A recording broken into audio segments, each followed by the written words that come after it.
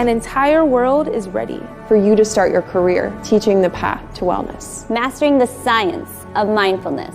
And the art of coaching. To help clients achieve mental, emotional, and physical betterment of life. Through movement, nutrition, recovery, and regeneration. Because impacting one person impacts a family. Impacting a family impacts a community. And impacting a community impacts the world. Become an NASM certified wellness coach.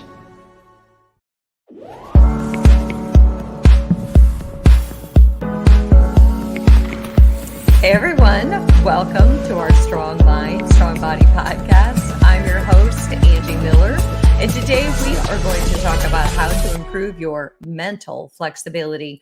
We know as coaches, trainers, and instructors how to help our clients improve their physical flexibility, but what about mental flexibility? Because when we're mentally flexible, we're more adaptable in the way that we think and we navigate stress. And stress is a part of life for all of us. We can't run away from it. We just have to find our way through it.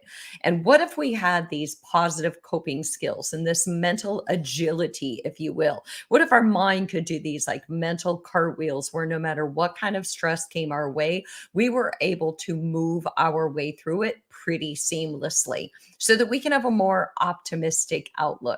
So today I have Katy Graham. She is the creator of Everyday Confidence Coaching. Katy has this amazing Instagram page and she does amazing coaching. I love her messages. So Katy, I'm going to bring you in and have you introduce yourself. Hello. Thank you, Angie. Thank you for having me on. I truly appreciate you thinking of me and following me on Instagram. So as you mentioned, I am a coach and I actually do a lot of courses and private coaching as well as curating my Instagram page. That's me in a nutshell. Well, you know what? That was a quick nutshell for all that you do. Trust me. So I love all your messages. And that's actually how I came across you. So after I found you on Instagram, isn't it funny how we can find each other on social media and then develop these connections and friendships that feel so natural? So I love that. That's one of the beauties of social media.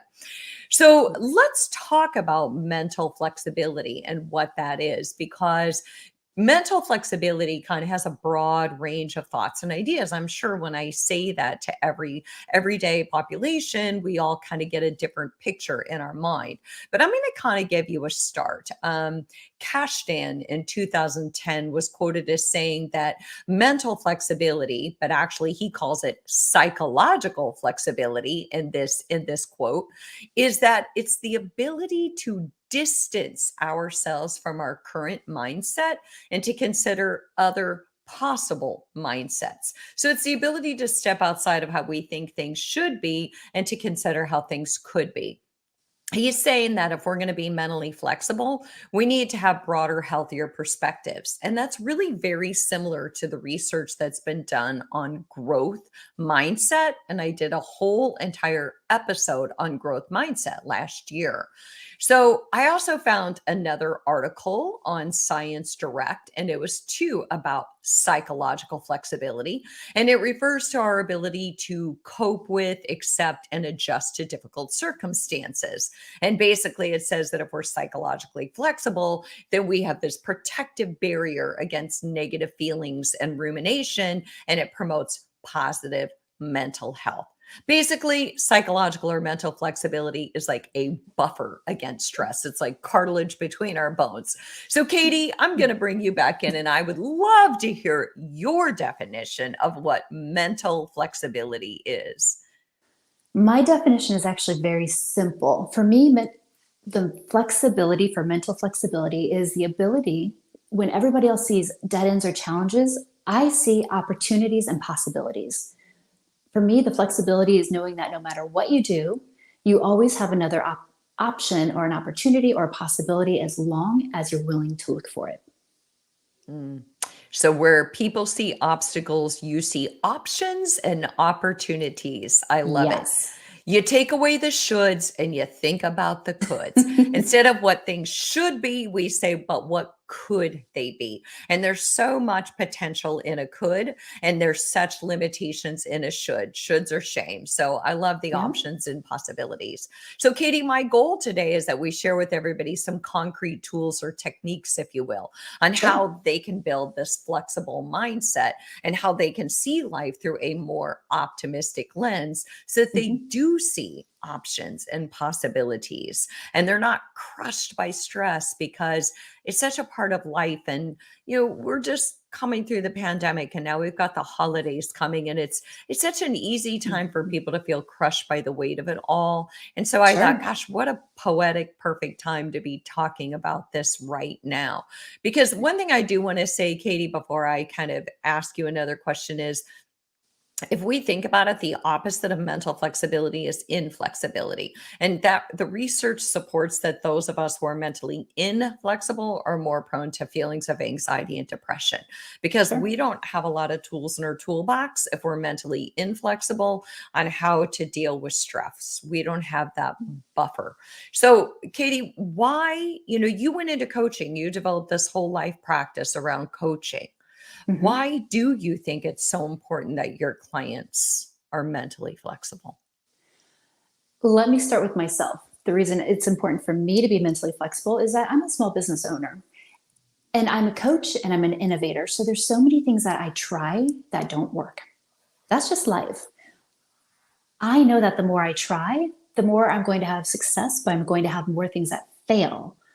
So with that mental flexibility, I use it as my superpower. It's like, oh, it's not a failure. I found a way that didn't work. Just like the filaments in a light bulb. How many did he go through? Like 1,000? I just found another way that didn't work. So with my superpower of my mental flexibility, I can say, oh, okay, well, this is not what's going to happen. Here's 5 other ways I could try. So it's kind of like a Swiss Army knife. The knife didn't work, so maybe I'll try the corkscrew. You just, flip things in and out. For my clients, with their mental flexibility, the first thing that they're able to do is actually start dreaming. I have so many clients that come to me, and the first thing they say is, I don't know what I want in life. I'm on this path. I'm on this path that I was placed on by my parents or my teachers, or somebody put me on this path. I'm here. I'm drudging through it, but I don't know what I want. I don't know how to dream. I'm stuck. So we start with the mental flexibility of just building a bigger dream. If you could do whatever you wanted to do, what would it look like? And so we're able to start getting them into the process of seeing that there's more than one choice. There's more than one option. More than one choice, more than one option. I love that your superpower is just having agility in your thoughts. Your superpower is saying, I don't see anything as a failure. I'm a small business owner. Everything I try, it's what it is. I have to try. I have to throw something in the ring and see if it works. And if it doesn't, I have to be willing to say, okay, that didn't work, not because I failed, but because there's 50 other ways of doing things. I was just talking to one of my daughters about how sometimes we can look back at life and we can think about the way that we think things should have gone. And we might be holding on to pain because we might think, I don't know why my sister or my boss or my parents didn't make this, that, or the other decision. But I talked to her about the fact that we're now looking back through our lens that we have today, through the experiences that we have today. We weren't that person back then. And so even for you as a small business owner, even a month down the road, you're not the small business owner that you were a month prior, right? Not at all. You hadn't tried that other thing and realized that it wasn't going to work.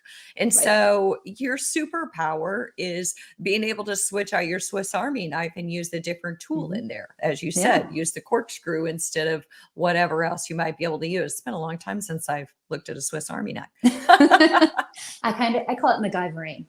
I'm sure you saw that MacGyver TV back in the 80s. Or the new one that came out. It's your Swiss Army knife. You can do anything with anything that's around you as long as you're willing to look at a different perspective. Try something new. It might work, it might not. But it's your Swiss Army knife. What else can you try? I'm going to keep using that analogy now. At the end of the day, it's like I said, if we're not flexible, we're inflexible. And when we're inflexible, we saw the results of that through the pandemic. Mental health concerns grew larger than ever. They were spotlighted more than ever. People started using other behaviors, numbing behaviors to hide those feelings of sadness and despair, because their mind, they weren't practicing those agility skills of saying, okay, this doesn't work anymore. I can't go into the office anymore. So what can I do to make my life feel better at this moment?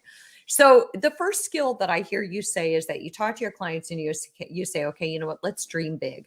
If your life could be anything you want it to be, what would that look like? And you basically have them paint you a canvas or write you a story. Absolutely. They walked me through everything, the looks, the feels, the emotions. Those are the big keys. A lot of times people are coming out of the gate and say, I want to be a millionaire. Okay, well, what's that going to get you?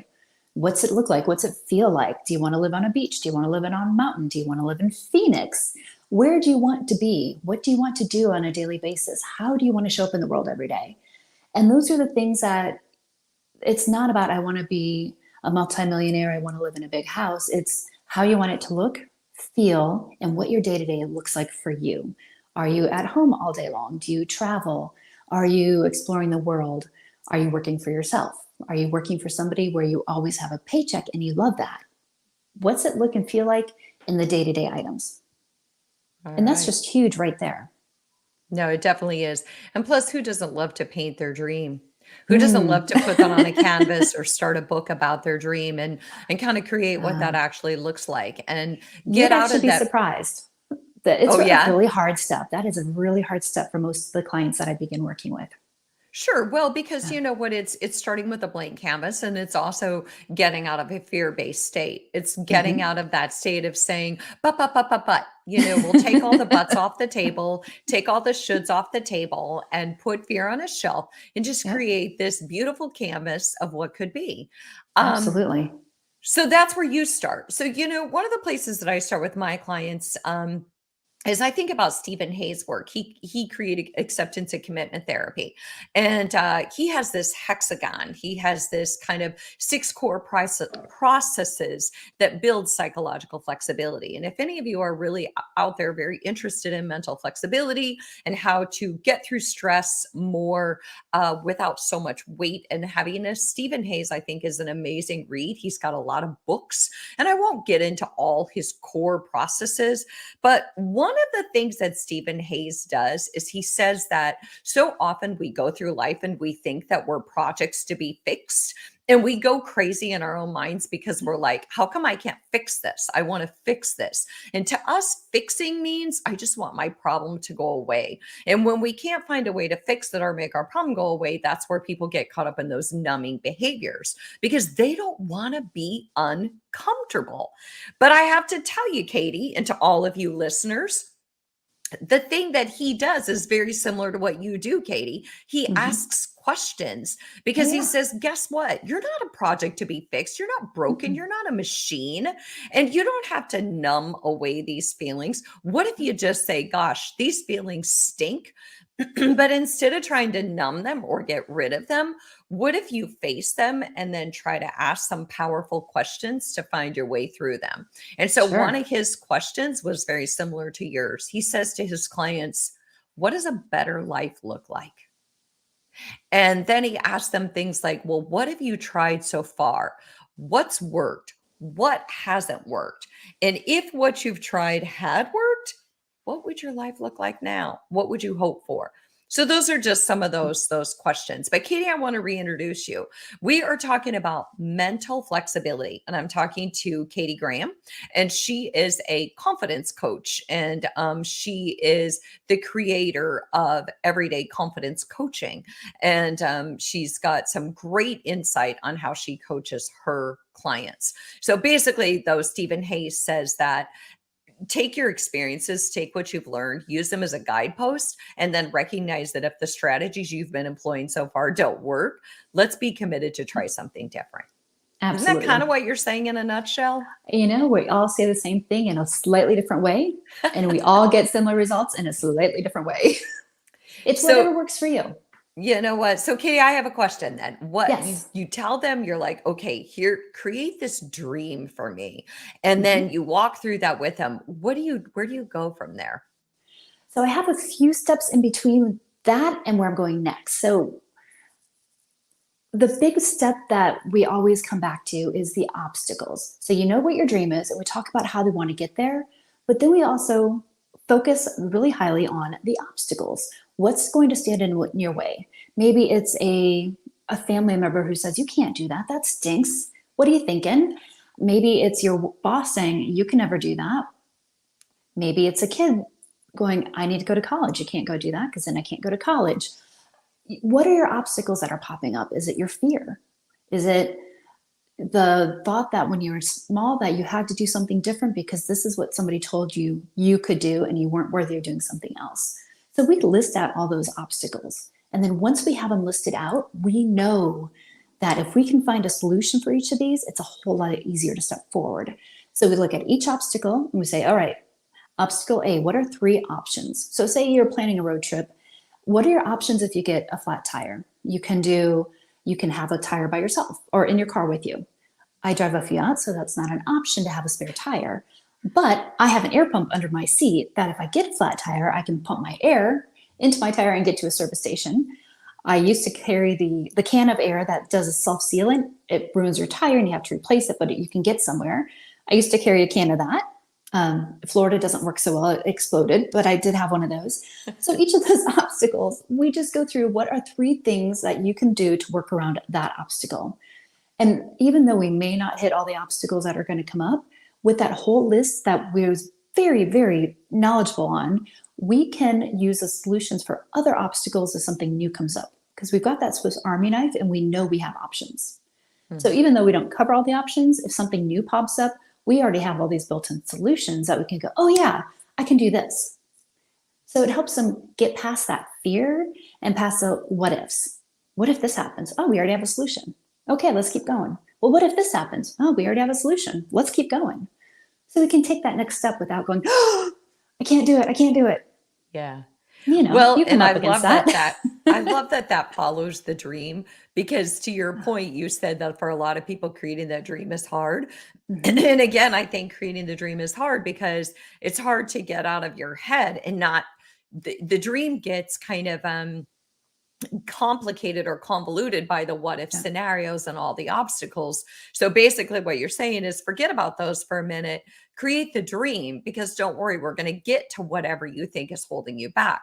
And also, Yes. to your point, even if they meet an obstacle that they didn't think about, that's Mhm. okay too, Yeah. because they've already created a bunch of solutions. So they know they're capable of creating Right. solutions. You got it.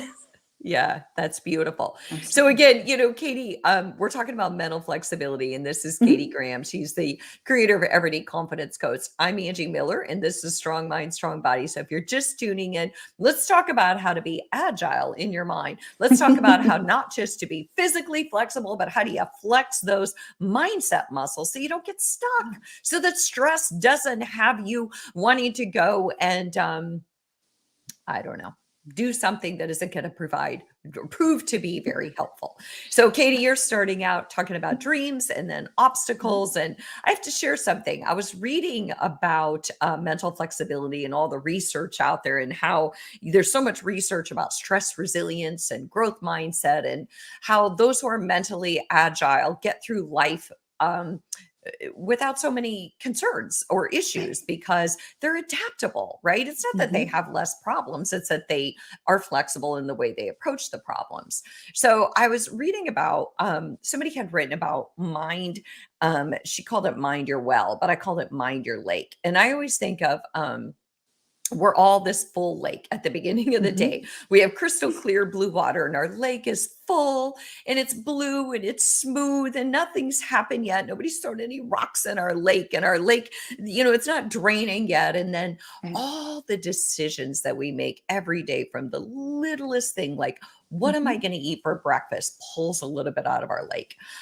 Big stressful events pull a little bit out of our lake. And it's amazing by the end of the workday how many decisions we have to make, from very simple decisions to complex decisions. So basically, in this research, she was saying that what would be good is if you made important decisions when it feels like your lake is most full. For many of us, that's going to be in the morning when we first wake up, but we kind of have to know our rhythms. Some Right. people, maybe it's at night, but also just creating routines and schedules so that those daily decisions don't feel so exhausting and we don't feel like we're draining our lake every single day. So just Right. minding our lake. How much emotional bandwidth do you have to give to other people? How much emotional bandwidth do you have for your decisions? What kind of obstacles are getting into your lake? And how can you keep your lake kind of smooth, kind of full without going from full to empty every day and being so exhausted? What do you think about that? I think it's a great plan. It's one of those that you hear a lot about self-care, and everyone says, well, I don't have time. For me, that's an option if you choose not to have time. For me, my self-care is 30 seconds. I can sit down, check in with myself, just quiet my mind and say, I'm so blessed and thankful that I'm here. For me, that's self-care. Hmm. And I can do that when I'm super stressed, when I've had maybe a call that didn't go so well. I will just sit back, take 4 deep breaths and say, I'm so blessed that I am here and I had the opportunity to make it through that call. And that refills my lake. So I know you've got all these rocks being thrown in. For me, I found these little things throughout my day that keeps adding back into my calmness on my lake, as you would like to use your lake analogy.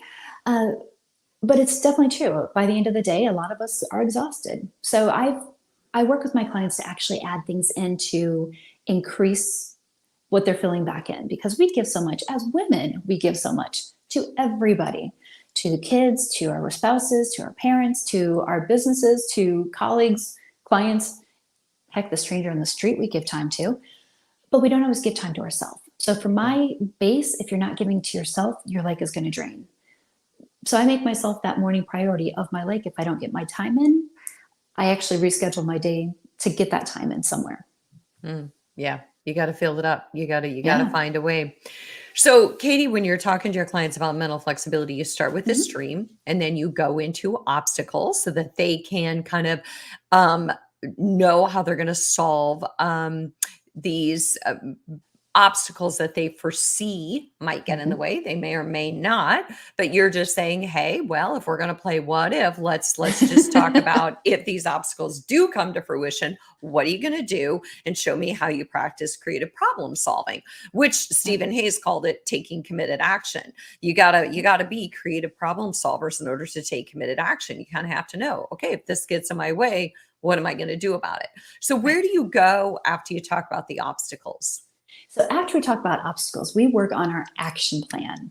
So we start with the action plan ahead of time with just the big layouts going, okay, so these are the big things. And so once we get the big things in place, then we go to the little stuff. So, okay, we know along this journey, we want to, for me, my big dream was to live in Florida, not just in Florida because I needed to be here for family. I wanted to live on the beach. I was living in Orlando when I wrote my dream, and I knew if I was going to be in Florida, I wanted to be on a beach. It took me 10 years and I got my dream come true. But I had to start with the big steps of, okay, here's what I need to do. I need a job that is flexible, or I need my business sustaining me. For me, I needed the flexible job so I could qualify for a mortgage. So I needed something that I could work from anywhere. I had the income coming in. I was growing my business, so it needed to be flexible with that. And I needed to make sure I could find a home and pick out where I wanted to live. So that was another big step. So once we got the big steps, we found the obstacles, and then we could say, okay, for that first big step, here's the next 5 things I can do. And we just keep taking it 5 things at a time until we get to where we need to be. Does that make sense? Oh, absolutely. I love that your dream was to be on a beach, because for so many of us, we know kind of where we want to be, and our environment makes a huge difference. Some people are like, I need to be in the mountains. I need to have that space and that mountain air, and they need to be outside and have adventure. And some people are like, I need to be on the beach. I need calmness and serenity. And we know, especially during the pandemic, that environment is everything. right? It is. Yes. Where we put our feet on the floor in the morning and how we go through our day, where we live makes a big difference. If Oh, we're yeah. not cold weather people and we live in a cold climate, we're never going to feel like we're connected to our values No. and what matters most to us. And that's Yep. always going to be something that gets in the way. Always. Yeah. And for me, it had to be my toes in the sand in the ocean every day. Yep. Instead of creating snow angels, you can create sand angels and make Exactly. all kinds of different designs from castles to whatever it is that you make. So Absolutely. you start with the dream, you go to obstacles, and then you keep going for me. You start with the dream, you go to obstacles. Then we have a big outline of all the steps, all the major steps that we have to take to get there. And then we go to that first step because we don't want to get overwhelmed. We don't need to lay out every step for the next 10 years. We need to look at the next 5 things. What are the next 5 things that we can do to get closer to that goal? And once we get those 5 things in, then we start breaking them down even further. So we look at number 1. What are the first 3 things I can do for number 1? And what am I going to do today? And when is it going to go in my schedule to make it happen? And when I talk small things, I'm talking, it could be as simple as I want to go look at a map and say, I want to research this city to see if I want to live there. And that's all you do. You don't research it, you just pick it out. That's one step. And then maybe tomorrow I go in and spend 5 minutes and research that city. Okay, that's another step.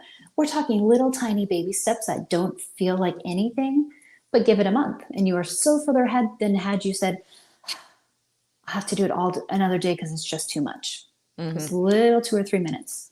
Right. We don't get stuck. And so much of how stress keeps us stuck is we become overwhelmed by the magnitude of what we think we want or what we think we should want or where we think we should be. It's the magnitude of it. And so really what I hear you say is first start out by dreaming, then start out by, telling me your perceived obstacles and then tell me one step at a time and build those tiny little steps into your day because I'm a list maker and I work in mental health every single day. And I cannot tell you how many times I make this list and I'm automatically overwhelmed by my lists. And I'm like, come on, man, Angie, you know better.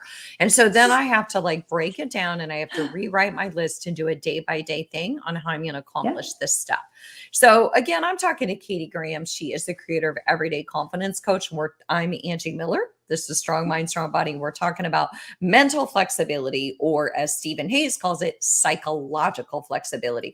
How do we flex our mindset muscles so that we don't get stuck and stress does not become something that we wear and carry around us like this big old baggage full of crap that we don't know how to deal with, right? Because it makes us not very nice people.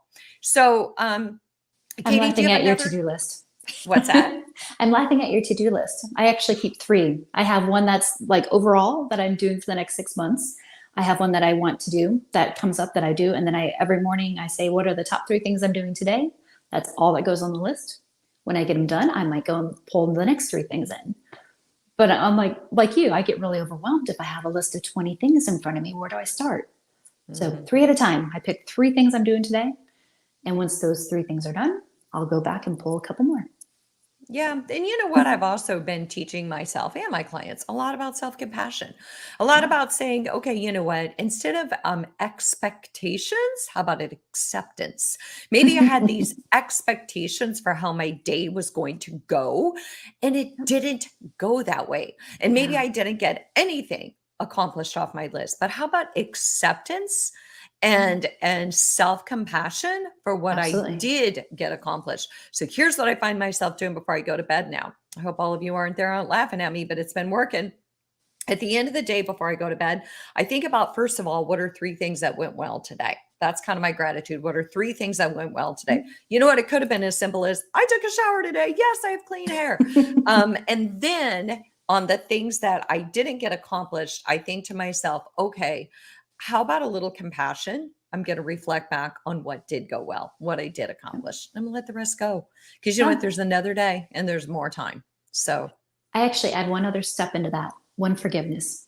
I add in a forgiveness, and half the time it's for myself because I didn't do something I wanted to do, or something came up while I was working through my day and I'm like, oh, I can't believe I did that 3 years ago. I'm like, oh, I got to forgive myself for that because it's not who I am right here, right now. And if I don't forgive it, I never let it go. If I don't let it go, it comes up as an obstacle and a block every single time that whatever I'm working on appears. So when I can forgive it, that's my third that I add to your list. I also do the gratitude. I make a list of everything that went great that day. I have to do at least 5 things that went great. And then I do a forgiveness. I love that. All right. Um, Well, forgiveness is important. There's a reason yes. why. Who was it? Don Henley that wrote forgiveness. All right. So way back when. All right. Otherwise, we just carry it around us like a chain. Okay. Yes. So we can't let ourselves go or other people. I have something else that I want to add to kind of what you're saying, what I'm saying when it comes to mental flexibility. I think, I talked about mind your lake. I think another one is mind your assumptions. One of my favorite yeah. quotes is that we don't see things as they are. We see things as we are. And that's how we get stuck, because we get into this pattern that our way is the right way, that our perceptions are correct, and so therefore other people's perceptions must be incorrect. They must be wrong, and we must be right. And so somebody always has to be right, somebody always has to be wrong. And Stephen Hayes does this great exercise with couples where he hands them a piece of paper, and every time they have an argument about something, it's like, okay, you're right, okay, you're right, okay, you're right, okay, you're right, now what? So what is being right? Where does that get you actually? Because Nowhere. being right all the time and believing that the way we see things is the right way means that we have a fixed mindset and we have limited mental flexibility. But what if we come up with this bright idea that other people have different perspectives, different value systems? They see the world as they are. We see the world as we are. But if we really want to gain mental agility, we have to allow other thoughts. We have to flex our mindset muscles and say, what if other people have an opinion that's different from mine? What if neither one of us is right and neither one of us is wrong? But when life demands that I change and pivot, I need to change and pivot. And Marsha Linehan, she's the kind of the guru of dialectical behavioral therapy. She talks about using a beginner's mind. And what she means is abandon your preconceptions about how things should be and cultivate curiosity about other possibilities.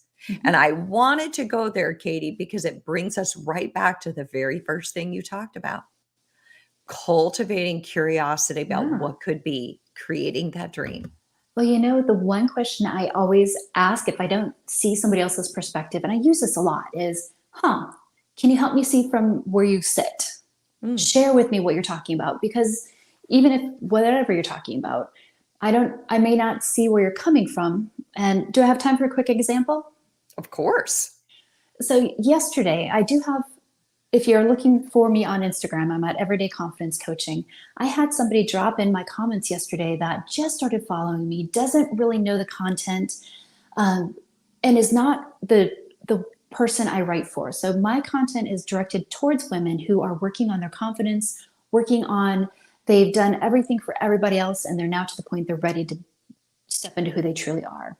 And that's the perspective I write from. And he made this comment about, I won't go into the details on it, but it was very much a derogatory towards my target. And I actually was very kind and responded back in the comments saying, you seem to be coming from a different perspective. You're looking at it from the male ego versus the heart-driven woman. And that actually opened up a dialogue. As soon as I sent that, he immediately sent me a voice message going, I didn't think about that way. Can we talk about it? And we had this lovely dialogue back and forth. And he actually removed the comment going, I can't believe I was that disrespectful to something I knew nothing about. So it was just simply opening up a dialogue, as you said, and talking about what's the other option here. Maybe somebody else sees something I don't. What's the other option? What's the other possibility? You know what? And what's intriguing about that is the fact that you didn't battle him. You didn't get into the ring and get your gloves on and decide to battle him and prove how right you were. Because I feel like there's so much of that going on in the world right now. There's a lot of mental inflexibility. We all want to prove how right we are. We want to prove how wrong everyone else is because they don't think like we think. But again, that's how we get stuck. That's how we that's how we stay where we are. Those are the kind of things that lead to thoughts of anxiety and depression. Those are the kind of things that make us numb because we're not comfortable. Because Right. guess what? If we're so fixed on the way things should be and the world isn't working that way, or so, somebody comes in and throws something at our machine, meaning the way that we're running our lives and everything goes into upheaval, like we lose our jobs. If we're not mentally flexible, we are going to be crushed by the weight of it. But if we Yes. are more agile in our psychological processes, we're just better able to cope. And again, that's so important as the holidays come. It's so important as we have such divisiveness in our political views and all these other ways that we look at the world as. And so I thought this episode was so important for today's times. And I love your perspective on it, Katy. And I want to know before we go, is there anything you want to add to your process? Oh, I just want to add, when you're stepping into the holidays, including with your siblings or family members, always remember they don't remember things the way you remember things. Like you said earlier, we all look through our own lens, our own perspective. And it's funny, I'm one of 4 kids, and we all remember almost everything very differently. And I used to argue about, no, I'm right, you're right. And now I'm like, I didn't see it that way. Can you share with me how you saw it that way? And, we no longer have those stressful family events. Now we can laugh and joke and go, okay, yeah, I get it. So give everyone a little bit of ease and grace. You know what? I'm really glad you brought that up. That was another conversation I had with my daughters this weekend. Not only do we all remember things differently, but there's a lot of research that we can misremember things, Yeah. especially in cases of trauma. We can misremember, we can put in events that didn't happen. And so we have to give each other a little grace and realize I have 4 sisters, and we go back and we reflect on situations. My sister and I had one recently when my mom was sick, and she said something and I became very triggered. And this is my sister. I talk to her every day. And I was like, hold on here. And my guard went up and I said, hey, Laura, I need you to step back. I need you to tell me where you're at with this comment, because I can't help it. I took it personal. Help me understand. And then she's like, Angie, man, calm your sensitive psyche here. And so we had to reflect on it, and we weren't fully in agreement on how it all played out. But I was able to say, okay, you know what, that's where you're at now. But do remember that where you're at now, you're looking back at through a different lens. Yeah. And at that time, we all had a very different lens. So, Oh, yeah. so Katy, thank you so much for joining us. And I'm glad that you told the listeners. Again, Katy's an Everyday Confidence Coach. I'm Angie Miller Fitness. I follow Katy, and Katy follows me, and I go to Katy for all my knowledge. So thanks to all of you. Not all of it. Thanks to all of you NASM and APA listeners. Thanks to everyone out there in our audience. Do weigh in. Do tell me what you like to hear, what you want more of. I really appreciate you. Without you, we wouldn't be here. So we'll see you next time.